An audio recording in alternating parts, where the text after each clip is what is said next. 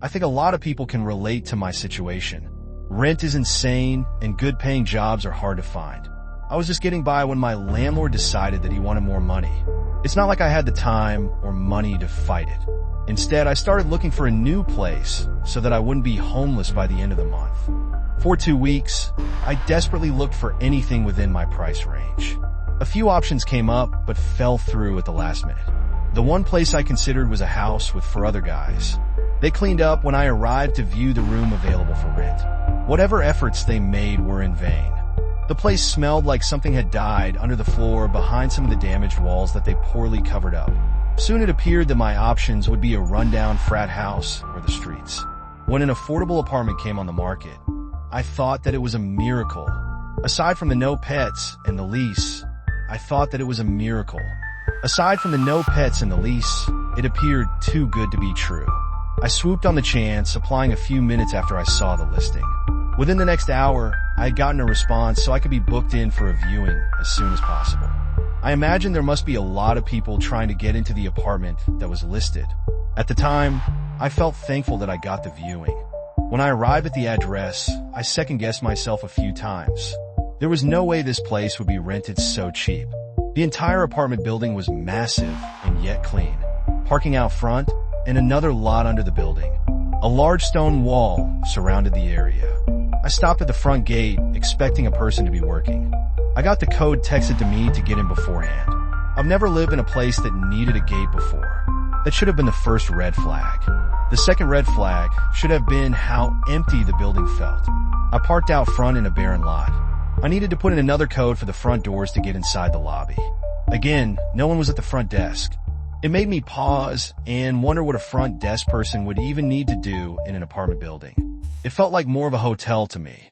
The inside of the lobby was spotless. I saw my reflection on the smooth marble flooring. A set of stiff white sofas were arranged, waiting to be used. A mixture of perfectly fanned out magazines sat on the black coffee table in the middle of the seating area. Nothing looked as if a single person had ever touched them. A slight chill ran down my back, but I blamed it on the air conditioning. I was told to go right up to the 10th floor into the apartment that I wanted to rent, and someone was going to meet me there. Even the elevator smelled too clean. I wondered if this place had been built as one, but switched to more long-term renting after the project had been completed. It also looked way over my budget. I hoped that I didn't waste a shift off work for some sort of renting scam. I found the right door.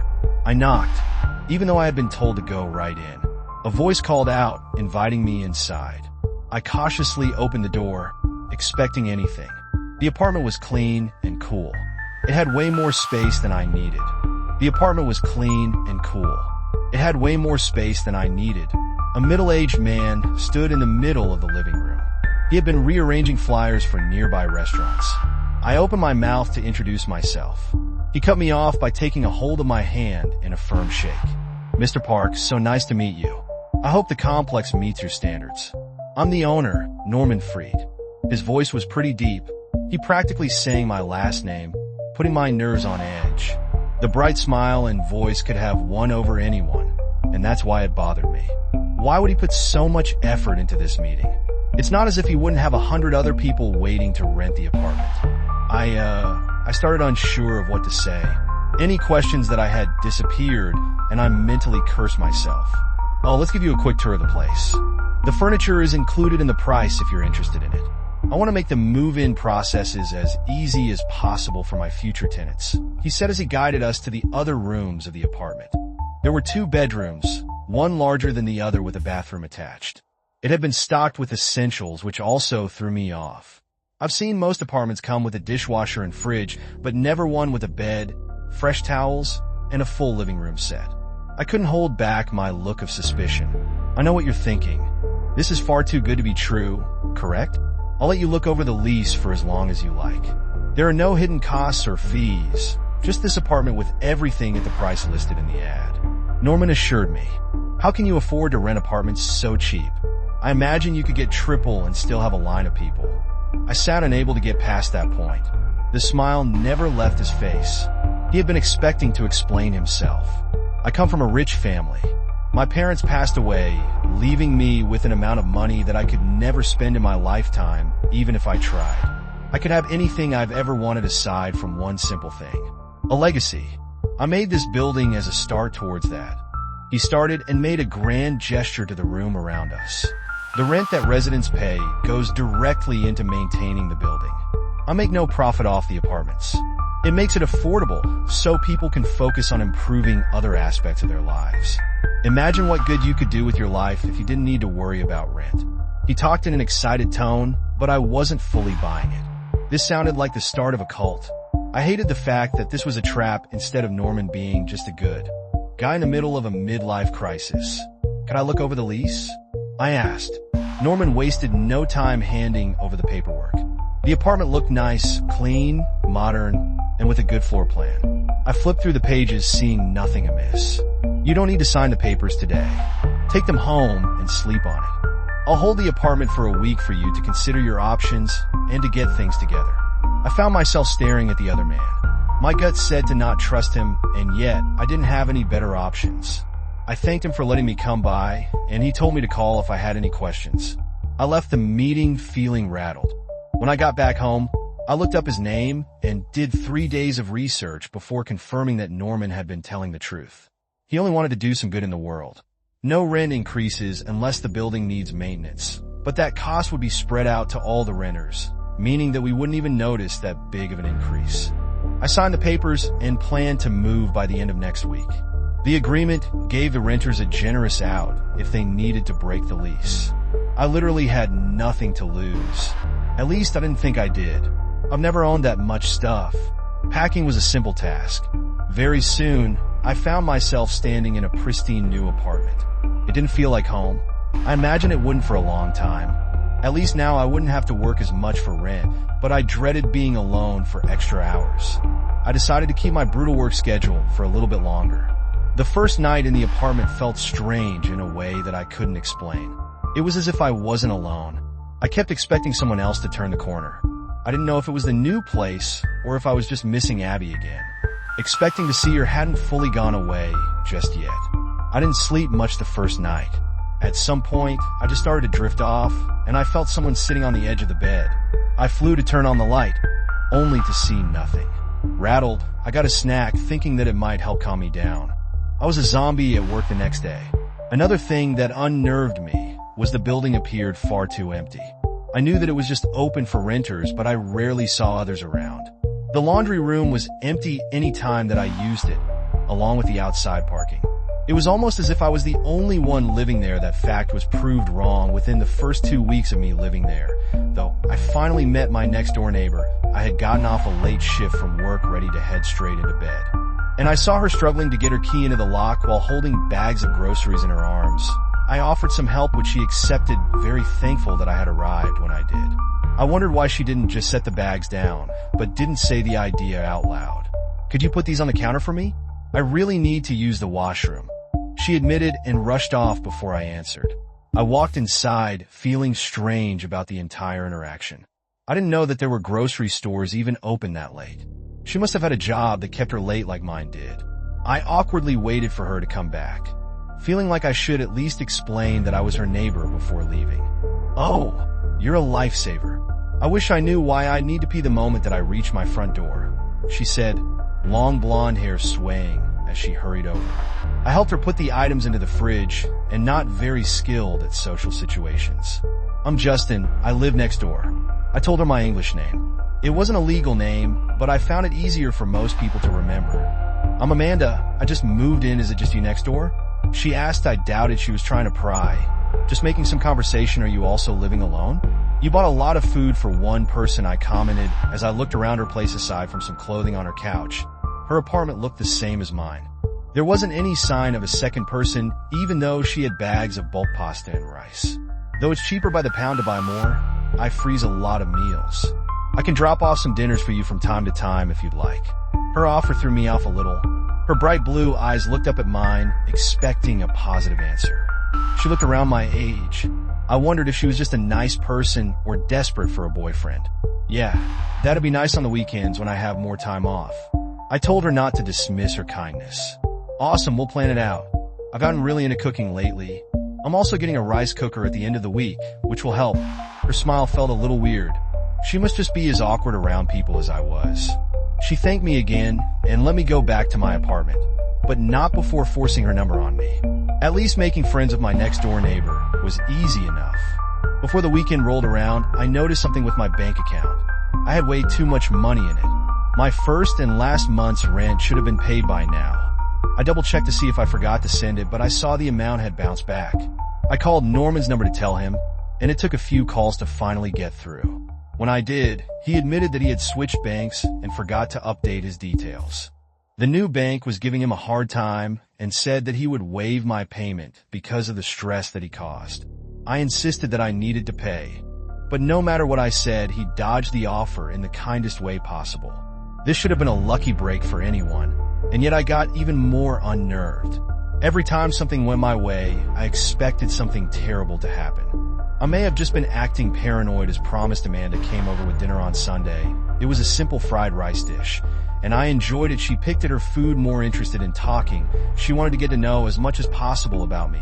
For some reason, the conversation barely went in her direction, and when it did, she didn't say much about herself by the end of the short dinner. I felt like I knew less about her than before. No other red flags showed she was nice, smiled a great deal, and offered to come over again when I was free.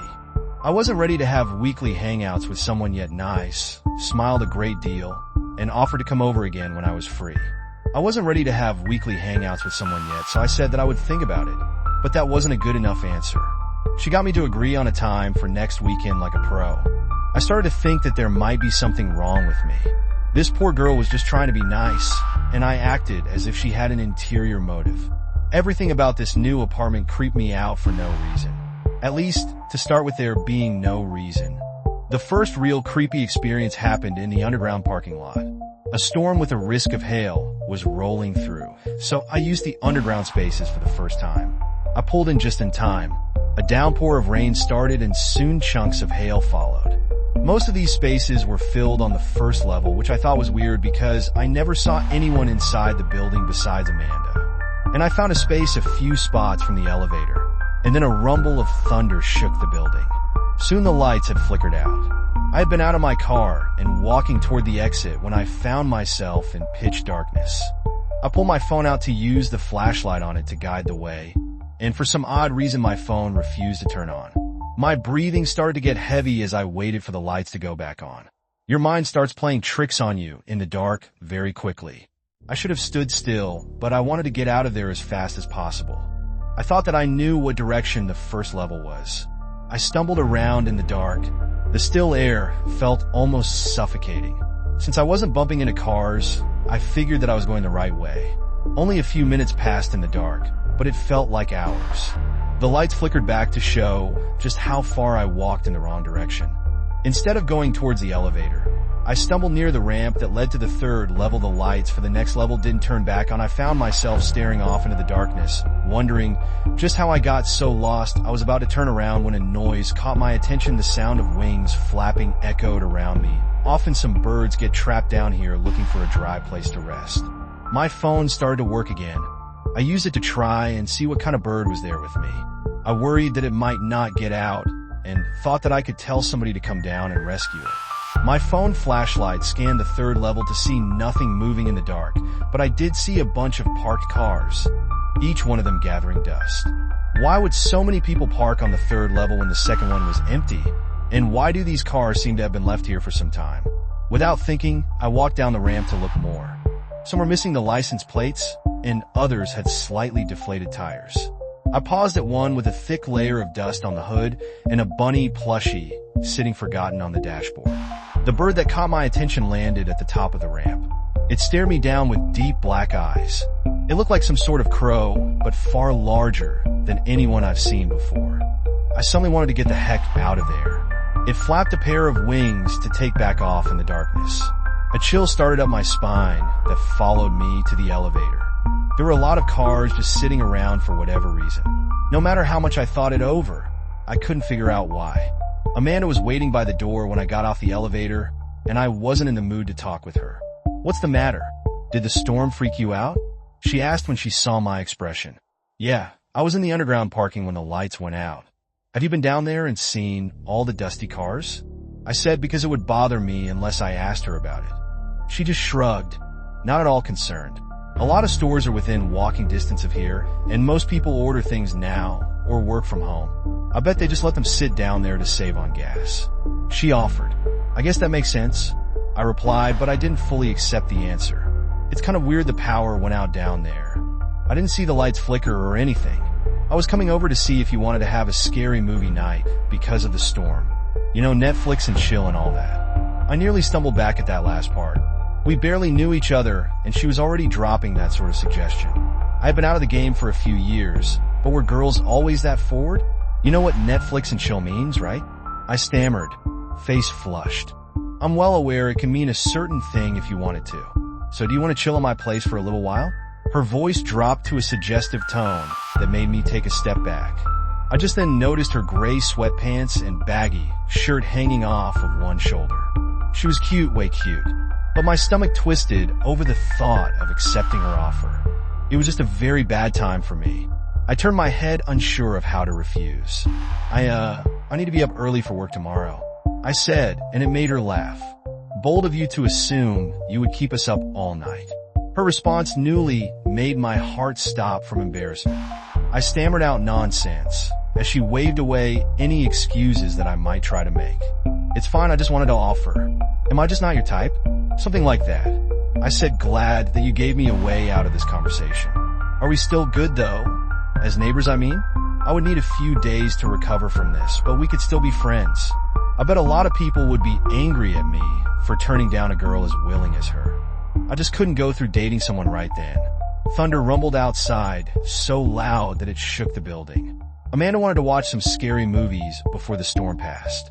She gave me a goodbye and left back inside her apartment. I hope that she never brought up this conversation again. Oddly enough, I slept better than I had with the storm going on outside. It filled my apartment with white noise. I never realized just how silent my bedroom was until I woke up the next morning. The lack of noise pressed down on me. I turned on the shower as I did my morning chores just to chase away that unnatural silence. Nearly a full month went by before something happened I couldn't ignore. I could have chalked up everything to new apartment jitters. I had almost settled down and gotten into a routine, but then the package showed up at my door. We had mailboxes in the lobby. Maybe my neighbor got this in her mail by mistake and brought it up to me. I hadn't ordered anything, and yet the label had my name and address. I flipped it around without a clue what could be inside. To dress. I flipped it around without a clue what could be inside. I just got off work, so I changed into clean clothing before tearing open the mystery package. The two plastic items spilled onto the kitchen counter. The sight of them made my stomach drop to the floor. For half a second, I thought that I might be sick, but then my blood started to boil. Somebody had sent a pair of reflective clip-on bicycle lights, but who the heck would be so cruel? Abby's family didn't know my full address, even if they held some sort of unknown grudge. Would the driver have somehow found my address and put it here? For what? Was this a threat? Or just because he liked causing pain for what? Was this a threat? Or just because he liked causing pain for others? I tossed the clips and the wrapping that came in inside the trash. I then stormed over to the elevator, carrying the tied-up bag to go downstairs to dispose of it. I couldn't stand having those clips in my apartment. My fingers slammed on the basement button. It had been a while since I had felt that kind of rage bubble up. The elevator started to drop. I watched the lights of each floor pass by. When it hit the lobby, I got closer to the door expecting it to open at the next stop. The elevator hit the basement, but to my confusion, it kept going. There wasn't anything below the basement. The underground parking may go deeper, but those elevators opened to the lobby.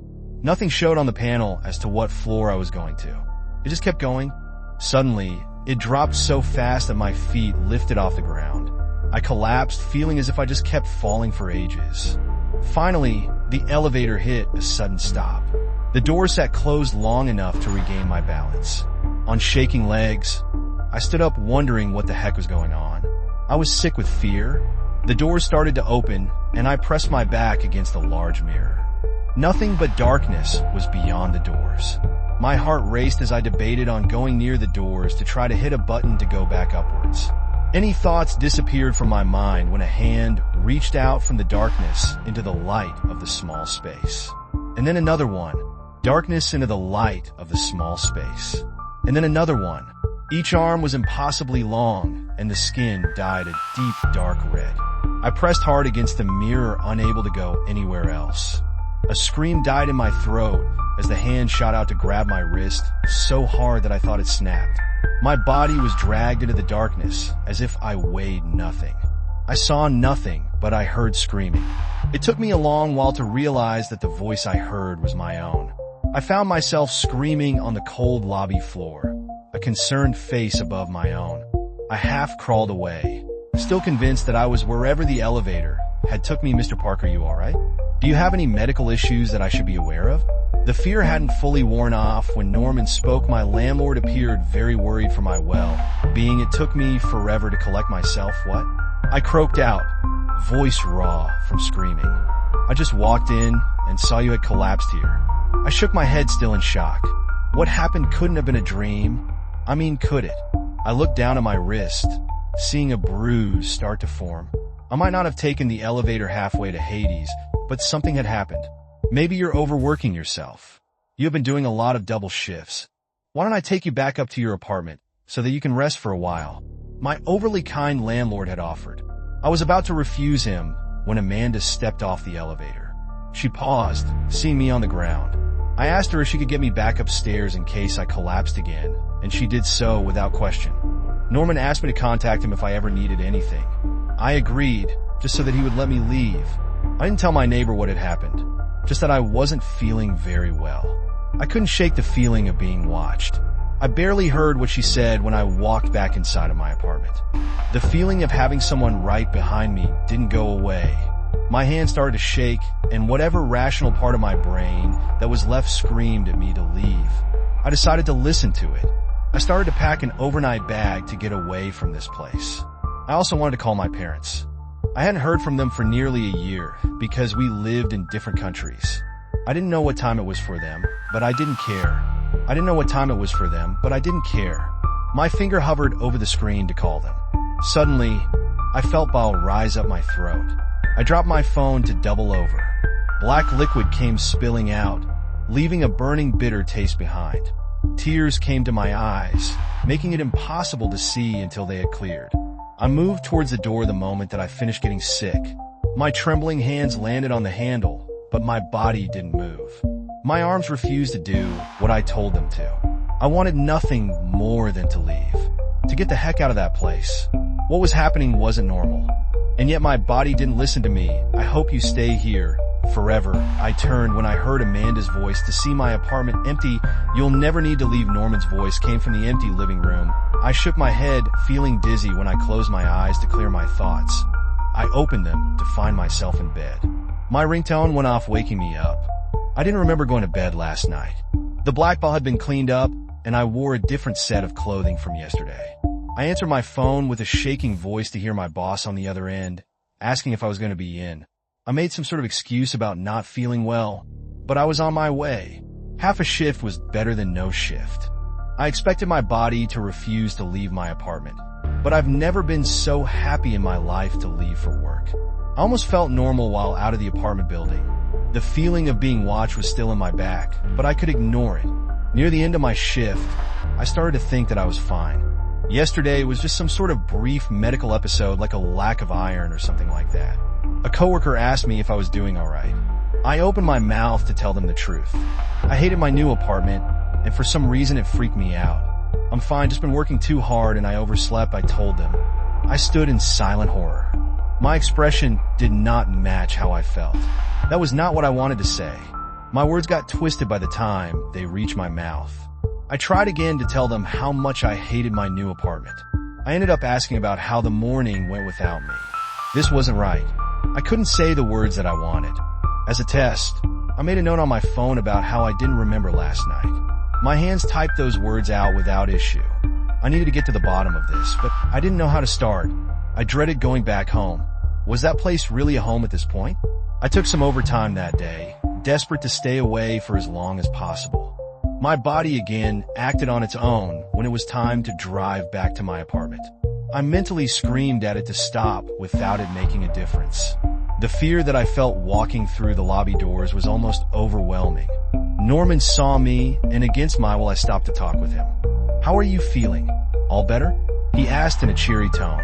"Yes," I lied. "That's good, very good. Amanda's told me that you two are getting along, but not as well as we hoped. I've asked her to introduce you to her friend who just moved in. She may be more to your liking." His words made my blood run cold. I wanted to get sick again. I knew that something was wrong with this place, and he just confirmed it. "Why?" I forced the word out. For once, I sounded as scared as I felt. Norman's smile changed. He looked like a child pulling legs off a spider. He reached out for my hand. Some sort of force made me take his. "I made this place to make everybody who lives here as happy as possible. You seem to be overworking yourself to avoid being alone. It seems like you need a new girlfriend after, well, what happened before you moved here? Don't worry, leave everything up to me. I'll make things all better for you." He got in close, his deep voice rumbling the last words. I wanted to run and scream. I needed to call someone for help or do anything aside from what I did at that moment. "Thank you, I appreciate you for taking me in. I'll do whatever I can for you in return." I spoke in a monotone voice that wasn't like my own.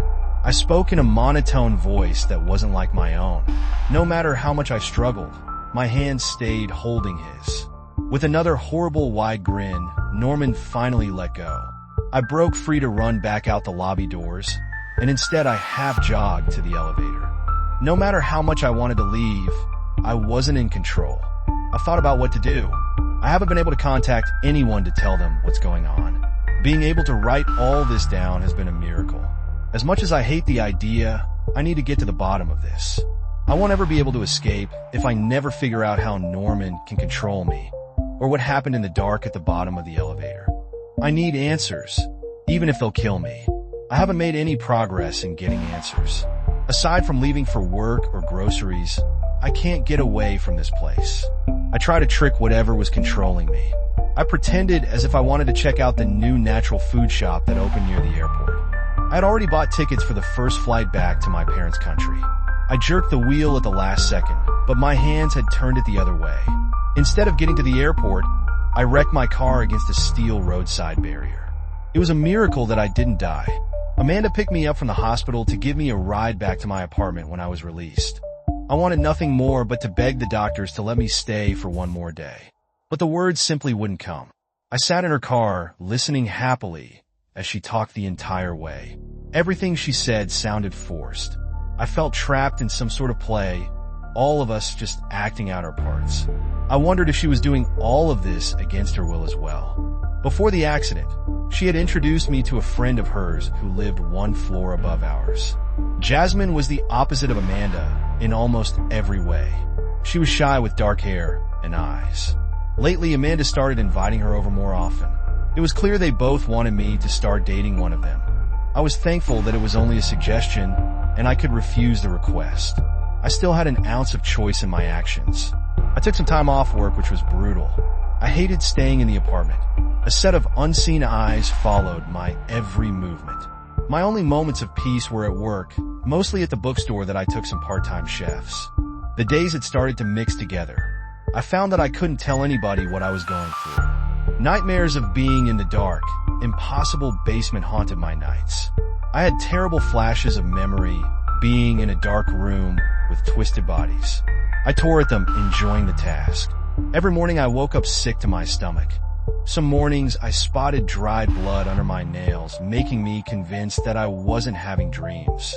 The only way that I was able to keep track of days was because of my bookstore shifts.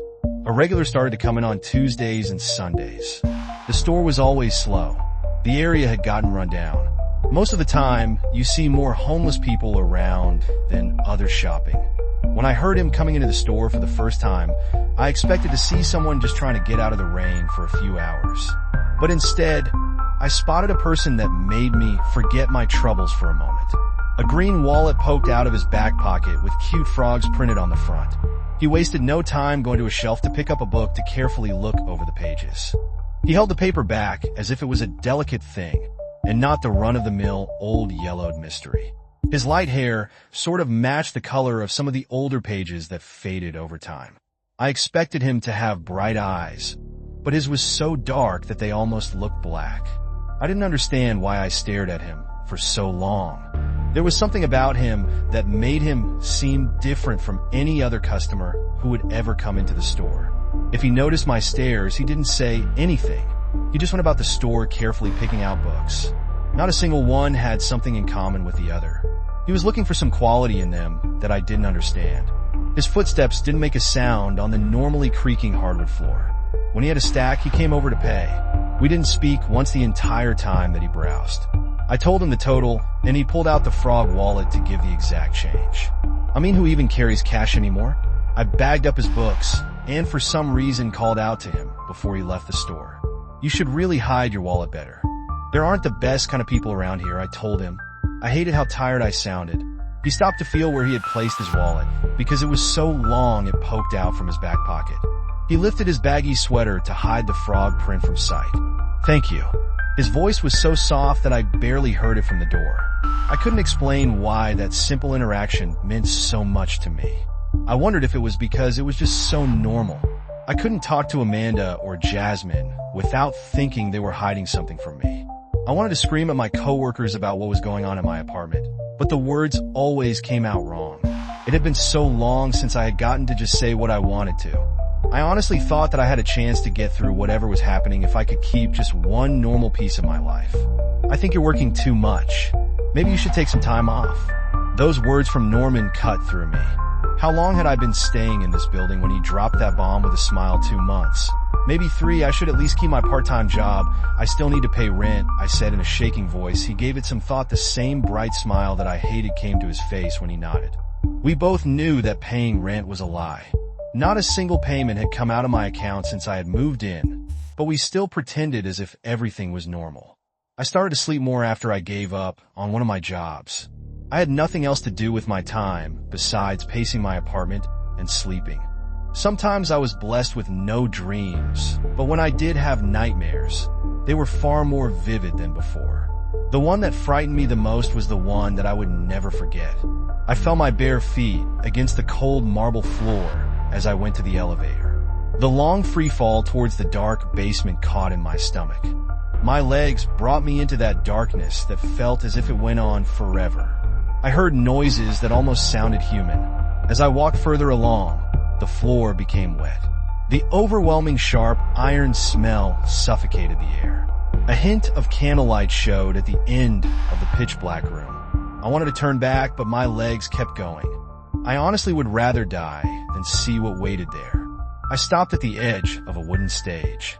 Deep red layers of curtains blocked the view of the back wall. 2 people stood waiting for everyone to arrive. The figures beside me, barely in the light, weren't human. At least, they weren't anymore. Each body twisted into ghoulish shapes that made my skin crawl. The first figure on the stage spoke in a garbled tone. Their form is nothing but hazy static. I knew the second person on the stage, though every part of my body screamed at her to run. Amanda stood so close to me. If I had control over myself, I knew that I could have saved her. A wide, crazed smile stayed on her face as the other figure handed her a long, curved dagger. She raised the blade towards herself, the expression of pure joy never leaving. I woke up screaming before I saw the blade come down. My body was covered in sweat. I sprinted to the bathroom to purge whatever was in my stomach. My entire body refused to stop shaking. I wished that was just a nightmare. Glancing down at my dirty bare feet, I knew that it wasn't. My only thought was to make sure that Amanda was alright. I ran next door, my fist hitting hard on the wood to my shock. The door opened carefully. I took a few steps inside to find nothing, no personal items. No food in the fridge, no sign that she had ever lived here. I never even knew her last name. I tried to call the police to report someone missing, but that same sickness came to me before I dialed the last number. Without anything else that I could do, I took a shower, got dressed, and waited silently in my room for Tuesday to come around. I needed a normal interaction with a person not connected with this building. This terrible place wouldn't let me wait in peace, though. A knock came to my door. I refused to answer it until I heard a female voice on the other side. Hey, I heard you weren't feeling well. Have some food. Against my better judgment, I let Jasmine inside, hoping that she may tell me what had happened to Amanda. She went right to work, warming up some soup on the stove. You look awful. She half joked. What day is it? I replied in a cracked voice. Monday. You should really take better care of yourself. Have you heard from Amanda? I pressed, too tired to run around the subject. I don't know an Amanda. Hey, how about I stay with you for a day or so, just to help you get back on your feet? She offered, her soft voice staying chipper. Please, I just want some answers. I begged. I was at the end of my rope. I would get on my hands and knees if she would just tell me why I couldn't leave this place, or what was happening in the basement. She stopped cooking and turned off the stove. Within seconds, she had my hand and started to brush back my hair. Oh, you poor thing. You know, if you just accept this, it's not that bad. You can do whatever you want with whoever you want. Just embrace what your body is asking for. I jerked out of her grasp, a chill going through my body. The kind and soft Jasmine that I was introduced to had shifted her personality on a dime. You should go, I said, keeping my voice even. Your girlfriend isn't here anymore. Why bother holding on to your feelings for her? Like, move on already. Just bury her. I saw red before she even had stopped speaking. I did something that I never thought I could. I slapped her hard, and she stumbled, almost falling to the ground. The fact that I felt some kind of positive reaction from the attack made me want to run away from myself. Instead of crying or getting upset, though, she laughed. Did you like that? You should keep going, I don't mind. Using more force than I wanted to do, I grabbed her by the wrist to drag her out of my apartment. I know that I hurt her again, and she didn't struggle, just laughed at the entire time. I slammed the door on her face, my breathing refusing to settle down. Just call me, I'll come by any time. I gritted my teeth, holding back a reply. I hated this, everything. I hated what I was becoming. I hated this apartment, and I hated being without answers. At least I learned it all happened on a Monday. Just one more day, and I could get to the bookstore for a hint of a normal life. It was raining on that Tuesday. I brought an extra umbrella, just in case. The regular who treated the book so carefully came in right on time. His hair and shoulders were wet, showing that he had been caught in the rain. Aside from saying hello or complimenting his wallet, I hadn't said much to him, and that was all that I needed. I considered how weirded out he might feel if he knew just how much I looked forward to saying one or two words to him. I watched his routine of picking out used books in such a gentle way. I still had no idea what he was looking for when it came to them. He picked out such a different range of topics that I thought he might be getting these for something other than reading them.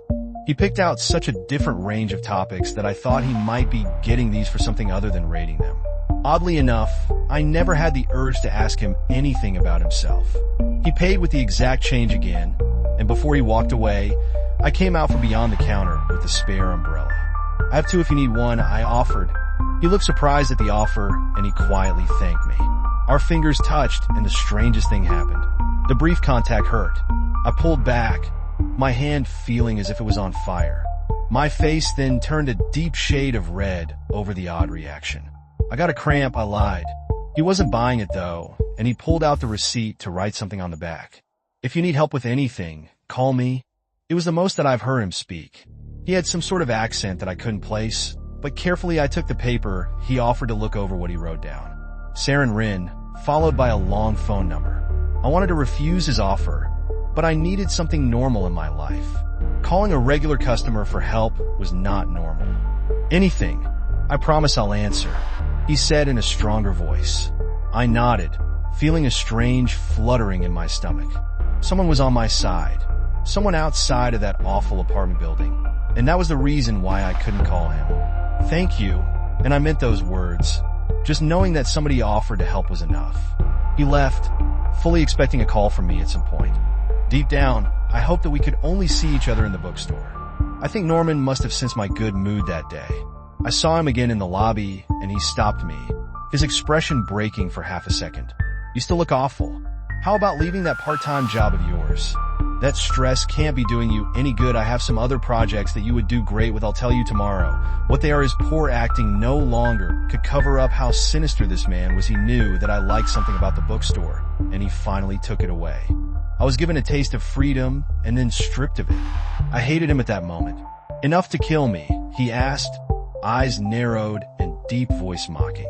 I wanted to. There wasn't anyone else in the lobby. My hands twitched, wanting to go for his throat. For once, what he wanted me to do and what I wanted had aligned. I held back knowing that I would be playing right into his hand. Go up to your room and wait for tonight. We have such fun plans. My feet listened to him. My body moved stiffly to the elevator. Only when I entered my apartment, the spell that I was under broke. I screamed, all the fear and frustration coming out. I wanted to call for help. I wanted to tell someone what was going on. Anytime I tried, everything revolted against me. I know that I had nothing, not even myself. My only choice appeared to be to just wait for whatever Norman wanted to do with me. I carefully pulled the receipt out of my pocket to look at the handwriting of the one person who I had to concern about my well-being. Calling him was out of the question. I thought back to Amanda, how I wasn't able to save her. I didn't see that dagger go in her chest, but I knew that she was gone. Calling wasn't just trying to save myself. Jasmine's fate may be the same as her friend shortly enough. I pulled out my phone to dial the numbers. The same revolting feeling came to my stomach. Blackball came from my mouth, and my thumb locked up. The promise that Saren would answer gave me enough strength to push through those awful feelings to hit the final number. I heard his voice, but not what he said. The pressure in my head forced me to the ground. I coughed and sputtered, my entire body racked with pain. Somehow, I said the hardest words of my life. Please help, I choked out. I'll be there in 10 minutes, Saren replied just before the phone died. I stayed on the ground, rolling in pain. I dreaded the fact that he answered. I begged that I would just die so nothing happened to him. I wasn't so lucky. Knock, knock, Mr. Park. I heard Norman's voice. I struggled to sit up to watch him open the door. The urge to punch him in the face got me to my feet. I made my way over to him, fist ready. None of that, at least not right now, he commended. I hissed in frustration as my arm lowered back to my side. My muscles hurt as I fought against his control. He noticed my phone and the receipts on the floor. He picked up both items and then handed the receipt to Jasmine, who just walked into the room. Mr. Park, go into the lobby and wait for the person you called, and then kill them, Norman said to my sheer horror. Jasmine pulled out a lighter to set the small scrap of paper on fire, leaving no trace behind. Norman kept my phone, and I knew that I would never see it again. An expression came over my face, one that I couldn't control. I was smiling. Something just below the surface was looking forward to hurting Saren. This wasn't me. No amount of struggling or internal screaming made any difference. I was trapped in my own body, helpless to stop what was coming outside. I appeared calm inside. I wanted to run and scream. 10 minutes was like an eternity of waiting finally. As Saren arrived at the lobby doors, a worried look on his normally calm face. Instead of the baggy sweater, he arrived at the lobby doors. A worried look on his normally calm face. Instead of the baggy sweater he wore at the bookstore, he was dressed in a suit and tie. Are you alright? What happened? He pressed as he followed me through the lobby. It's easier to explain upstairs, the other force controlling my body said. He nodded and not suspecting anything. We walked into the elevator. I've never wanted another person that I cared about to die. Most people said that I wasn't to blame for Abby, but this time there was no way around it. I was going to kill a person. The doors closed, and we rode in silence for the first 2 floors. You're not acting like yourself. His soft voice came from behind me. I watched in horror as my hands flew to his neck. With a strength that I didn't know I had, I lifted him off the ground. His legs kicked, trying to get out of my grasp. I pressed so hard that the mirror behind him cracked. I saw my reflection, and I didn't recognize who stared back eyes wide and crazed a grin so wide that it took up my entire face. This was a true nightmare. I felt his warm skin twist under my fingers. I wanted to break his neck to make this quick, but he gasped for air as his hands pulled on my own. Tears didn't come, just the disgusting happiness from hurting another person. I could never forgive myself for calling him. When all hope was lost, Saren did something that I didn't understand. He shoved a small black paper-like object near my mouth. It confused the thing that took over my body long enough for me to act. Somehow I knew that I needed to accept this from him. I ate what he offered, and the effects hit me instantly. My hands let go of him to claw at my neck. My vision swam. Whatever had control was pushed aside for a moment. It fought back hard to get back into power. It took everything that I had to push it away again. I fell to my knees, and the inside of my chest felt as if 100 wafts were stinging my lungs. No matter how much it hurt, I refused to give up. If it took over again, a siren would die. I coughed up black liquid for what seemed like hours. The pain flared up as the other forest thrashed. I pulled and pushed until finally the war inside had settled down. I still felt something there, but it wasn't the dark, heavy forces before. For the first time in weeks, it didn't feel like something was watching me. I hadn't fully recovered, but I needed to see if Saren was alright. At some point, the elevator had stopped, and I crawled over his slumped body, tears threatening to spill over. He weakly raised his head, a throat bruised from the attack. "Are you alright?" he asked in a hoarse voice. I shook my head. I didn't understand how he could ask somebody who had just attacked him such a question.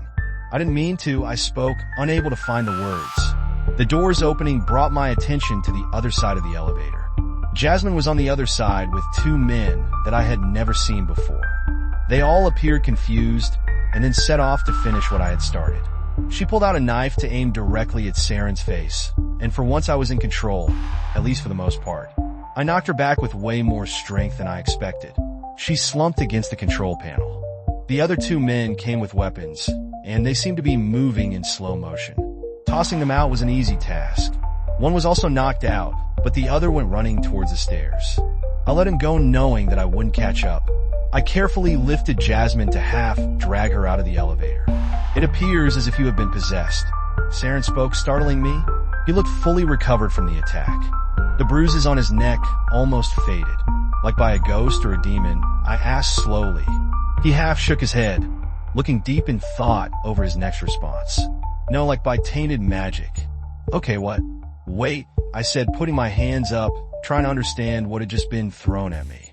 That's an understandable reaction. Seems like I should have probably introduced myself. I am Agent Saren Wren. I work for a company that deals with supernatural threats. He said, which really didn't help me be less confused. "Is that why you kept coming to the bookstore? Did you somehow know that I was mixed up in all of this?" I questioned. "No, I like books. However, I did sense there was something different about you. I was uncertain if that was because you were a half-breed or a human being affected by magic in some way. At least that was a straightforward answer. It did leave me with more questions, though. So, does that mean your company didn't send you to deal with what's going on in this building?" He shook his head at the question. "I have left a message with them. We're short on manpower, and if they're aware of this building, then they did not deem it as enough of an emergency to take action. If I do not return in 3 hours, they'll send backup." I looked over the two people that I had knocked out. I wasn't sure how many people we would need to deal with what, or what kind of powers that Norman held. I doubted that we could hold out for 3 hours. "Why are you here then?" I said, wondering why an agent was acting alone. "Well, because you asked for help," Saren said in a very warm tone. I nearly broke down and cried after he spoke. I doomed the both of us because I couldn't keep my issues to myself. "I'm so sorry, I never should have." I started, but he cut me off. "May I use your full name?" he asked. I nodded and he went on. "Yi Jun, none of this is your fault. You should not apologize for the actions of others." It was strange hearing my name after so long. I nodded, pushing back the tears that refused to go away. I took a moment to rub my eyes clear. Saren offered help, and I had asked for it. That was all. It had been so long of blaming myself for everything. I didn't know how to react when somebody said that I wasn't guilty. "How did you know my name?" I asked, knowing that I didn't know how to react when somebody said that I wasn't guilty. "How did you know my name?" I asked, knowing that I didn't tell him caller ID. He answered back. The simple answer made me laugh for the first time in months. With that cleared up, we now needed a plan to get the heck out of here. "What did you do to me?" "I mean, how come I'm not under Norman's control anymore? And can we do the same to everyone else?" I said, trying to understand what skills he had. Saren looked away as if he was guilty of something. "I should apologize for that. I took a risk. I can purify darkness, sort of. My power risked your life. If you weren't strong enough to take a hold of the magic that was left behind, you would have died. I highly doubt the same outcome would happen to the others. They accepted the darkness and the power that it brings. If I purify them, it will erase their entire self. If I purify them, it'll erase their entire self." I looked down at Jasmine, wondering if that was true. She did appear to be enjoying herself. And if what with Amanda really happened, she willingly handed her life over. Even if other people were like me, there would be no way to tell. Saren only used his power because he knew that I would die soon anyway. If we knew that someone wouldn't die from being purified, should we try it? We'll need more people on our side to get out of here, I pointed out.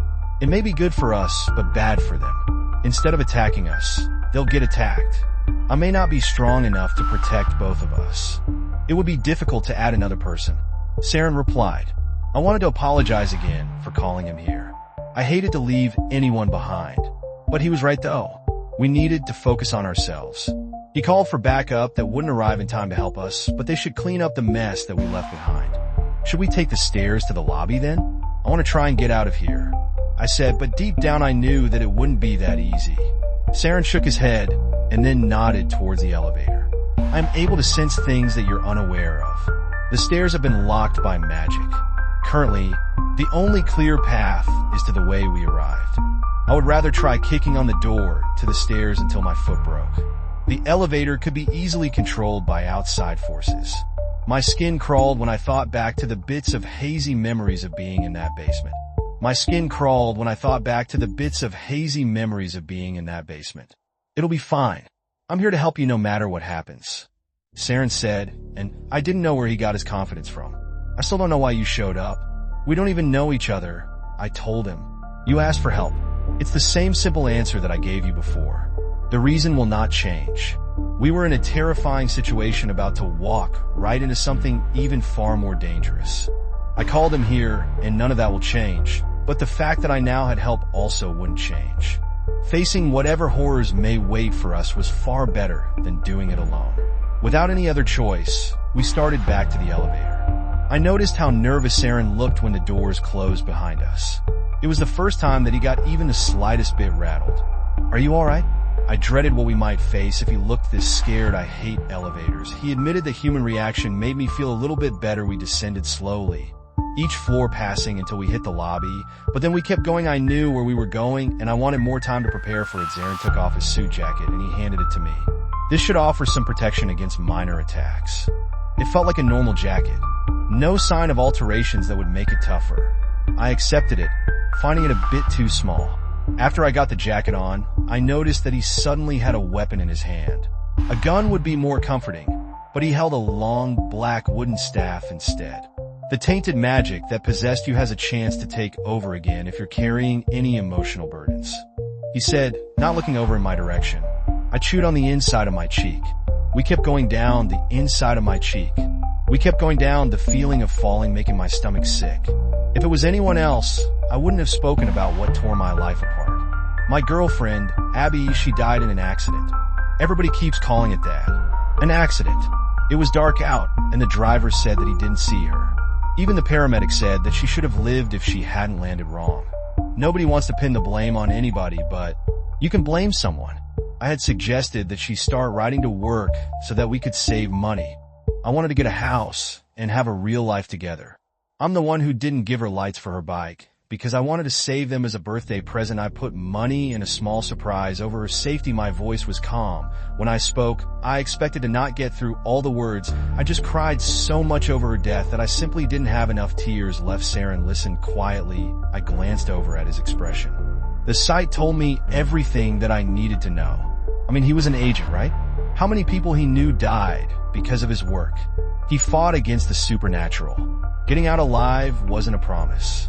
Against the supernatural, getting out alive wasn't a promise. Do you ever stop blaming yourself? I asked him. No, you just keep living because you still love them even if they're gone. Oddly enough, that comforted me enough to think that I could deal with whatever may happen. Well, that was until the elevator did a sudden drop. Our feet lifted off the ground and I fell over when it finally stopped. Saren recovered quickly to stand in front. He was ready for whatever waited just outside the doors. A ding rang throughout as the doors slowly opened to darkness.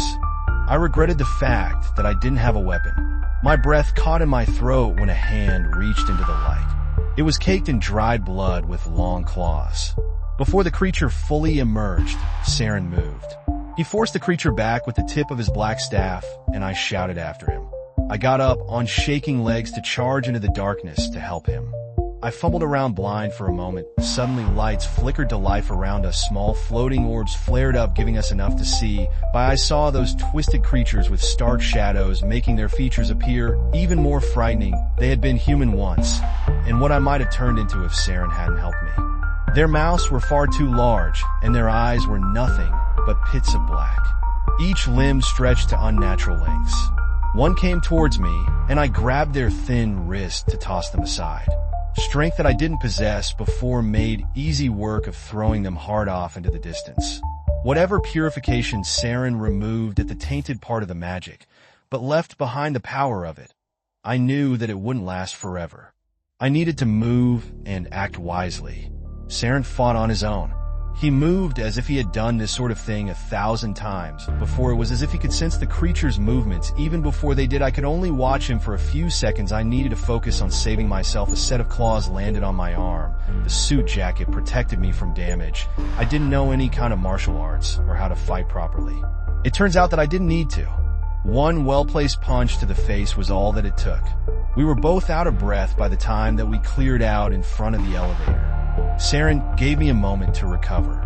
I didn't want to keep moving, but we didn't have a choice. Gave me a moment to recover.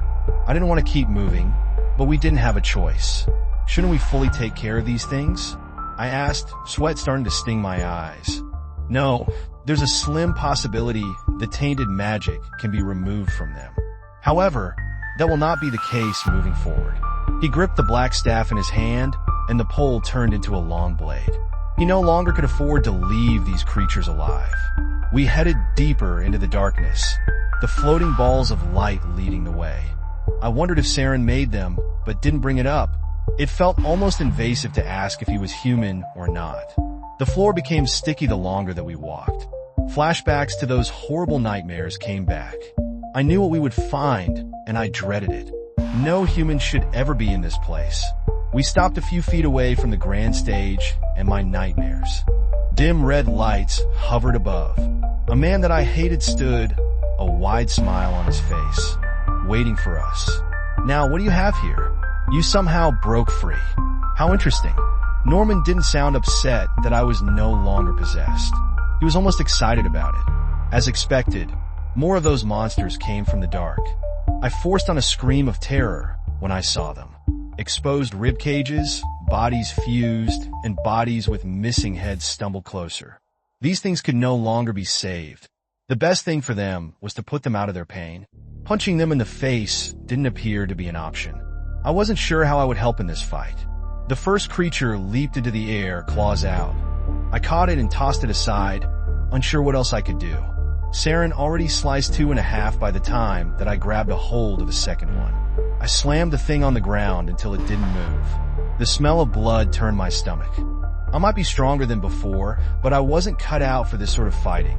Even with the serene skills, we couldn't win. A group of those monsters knew that I was the weakest link. They piled on me, completely overwhelming any attempts that I made to escape. They piled on me, completely overwhelming any attempts that I made to escape. Each took an arm and painfully forced them behind my back. I cried out as I was forced to my knees, convinced that I was about to die. "Agent, come up here and join me," Norman called out in a gleeful tone. I silently begged Saren to not listen to him, but against my wishes he started to move towards the stage. The creature let him walk by them. Norman waved a hand to signal for Saren to drop his weapon. The sound of the black blade hitting the ground tore at my heart. When Saren climbed on the stage, 2 creatures grabbed a hold of his arms to drag him over beside Norman. His expression appeared calm in front of this monster that had tormented so many people. He didn't even flinch when Norman wiped some blood off of Saren's face with the back of his hand. "I'm shocked, mister. Park knew an agent. What a nice surprise," he started. "Oh, cut it." I shot it, making Norman's smile drop for a second. "What is all of this?" He debated my question. With another playful expression, Norman turned to face me. I rarely get to do a villain speech. I think it'll be fun. It was disgusting that he played this off as a joke, but at least I would get some answers. As you may be aware, I am placing tainted magic inside of humans. It brings out their suppressed traits, letting them act on any impulse that comes to mind. No morals, no regrets, just sheer bliss from their actions. If you had just accepted my gift, you would have greatly enjoyed your days with us, he started to explain. I spat as a riposte which didn't bother him. This is an exchange.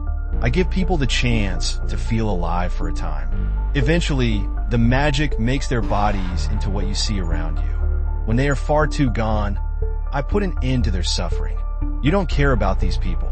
The tainted magic feeds on their emotions, and it grows over time. You're using their bodies and their pain, Saren said in a stern voice. Norman's expression almost faltered from getting called out. He recovered and spread his arms out like a pastor at church. I give these people the safe place to live, joys beyond their dreams. Of course, I'll ask for one simple thing in exchange. He dropped his arms at the same time the layers of red curtains behind him fell to the large wooden stage. What they revealed made Saren's face drop. I wasn't sure of what I was looking at, but I knew that it had the power to end the world. It's dangerous to be so near to a rip between worlds like this, Saren warned. It did look like a rip in reality. The edges flickered with a dark blue light that rippled outwards. It must have only been a foot across, but 6 feet tall, just floating above the stage. A low humming came from the tier, making my ears ring. My head became dizzy just staring at the thing. A primal fear came to the pit of my stomach. My body knew to be afraid for reasons that my brain didn't know. I came from this tear between worlds, Norman announced, his false kind tone finally dropping to a sinister one. My mother was a part of a supernatural research team to investigate this opening. A monster made of nothing but chaos and madness had slipped through. They were able to banish it back to where it came from, but not before it infected my mother with yours truly. I'd been feeding this place with magic for so many years to open the rip large enough for my real father to come for it. I forced back the chill that went up my spine. The building may have looked new, but who knows how long it had been a trap to feed people to this portal to the beyond. Norman lured in people who nobody would look for when they went missing to keep this going for so long. I hadn't told my parents where I moved. I imagine it was the same for everyone else who arrived here, hoping for a new start. If you let that tear open any further, what's on the other side will destroy this world, Saren stated. He slightly pulled at his restraints, testing them. As a response, the monsters that held me in a place bit down hard on my shoulder. The suit jacket kept the sharp teeth from digging into my flesh, but the pressure almost broke bones seeing this. Saren stopped his minor struggle. I'm aware of that fact. So thank you for coming here and helping me towards my end goal. Norman walked over to Saren, a large half-circle blade in his hands. I yelled for him to stop, ready to beg for the other man's life. If he wanted me to become possessed again, I would. I couldn't bear another person dying because of me. The blade touched the back of the agent's neck. His face was even if he was ready for death. He made eye contact with me and smiled in a way that he must have thought was comforting. I could do nothing but watch as Norman grabbed a hold of Saren's hair and then pulled the blade towards them. The steel cut through without any effort in the blink of an eye.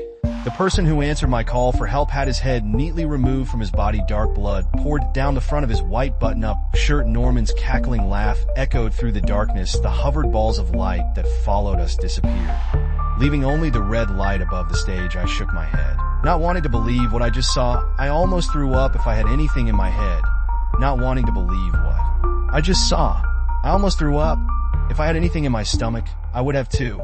The creature held Saren's limp body, so he stayed on his feet. Norman pointed the blade that he used to take another life towards the tear in the offering. With this, I'm one more step closer to my... A deafening tearing sound cut off his words. The creatures flinched with, some scattering back into the darkness. The room shook, causing Norman to fall onto the wooden stage. He stared in awe at the tier opening large enough for a bus to drive through. Finally, what was beyond could be seen, and I nearly lost my mind from just looking at it for a few seconds. Massive monsters moved beyond the rip between worlds, so many of them twisted into each other in an alien land. No human mind should ever be able to understand what those things were. So many eyes stared outwards, noticing an opening to a planet that they could easily take over. That world was nothing but chaos. I should have killed the agent sooner. Who knew that had this much magic? Norman shouted beyond ecstatic as he completed his life's goal. When I drew my eyes away, I noticed something else that shouldn't be possible. Saren's body didn't collapse when the other creatures had ran off. When Norman didn't even turn his head to see, the black liquid came spilling out of the neck wound, or Saren's head turning into these same black ooze. Hope came to me for half a second, only to be crushed when I saw what my new friend was transforming into. Norman was oblivious to all the dangers around him. He stood up, welcoming an ever-shifting tendril coming from the tear. But his voice was literally cut off. The tendril came down too fast for the human eye to see. Slowly, both halves of the man peeled away from each other. He didn't even have time to realize that he was dead, as his mouth moved for half a second to try and finish his last few words.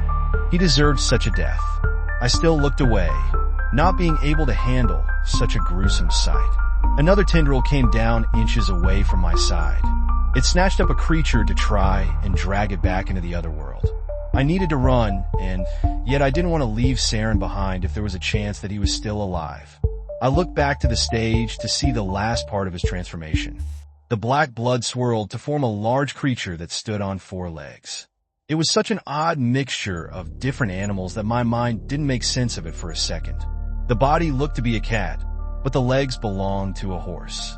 Great folded black wings were tucked tight on his side, and a long lion tail trailed behind. Instead of where a head should be, a pitch-black human torso was attached like some sort of odd centaur. The pointed head of a jackal replaced the human one, with extra large rabbit ears on top and a flowing mane of hair covering the eyes. It was such a mix of so many different features that oddly fit together. A tendril from beyond came down to split the new creature in two, but Saren was faster. He took a hold of it, and within seconds had devoured what dared to come near him. A booming sound came that was almost like a scream of pain. The creatures that Norman had created became victims. Both Saren and the tendrils attacked them, the tendrils dragging them away, but Saren viciously ate them. Every time that he consumed something, his body grew a little larger. It was a miracle that I hadn't been noticed by either of them. At first, I thought this might be a good turn of events, but then I realized the horrible truth. Saren would not stop eating what was beyond that portal, all the while getting larger and more out of control. If he carried on, the entire world would be at risk. I knew that he would never endanger another person, but if he stayed in this monstrous form, he would be as dangerous as the monsters that he fought. I needed to get him out of here. I ran to try to pick up the blade that Saren dropped. The metal burned my hand and forced me to drop it. I went in without a weapon, climbing onto the now damaged wooden stage and charging towards the chaos. The tendrils grabbed a hold of me, and for a second, I thought that I would get crushed to death. Saren noticed the easy meal. His sharp teeth tore apart the thing threatening my life, but not to protect me. He was only focused on eating and nothing more. By the time that I was freed from the leftover tendril's grasp, he had moved closer to the tear. The booming screaming kept going as the monsters on the other side tried to retreat. Other tendrils grabbed the side of the rip to pull it closed without any success. If Saren went through that portal, I would never see him again. I ignored all of my fear and pain to get in front of him. I wrapped my arms around his front leg and planted my feet against the wood, begging for him to stop. My full weight did nothing. He just kept moving forward.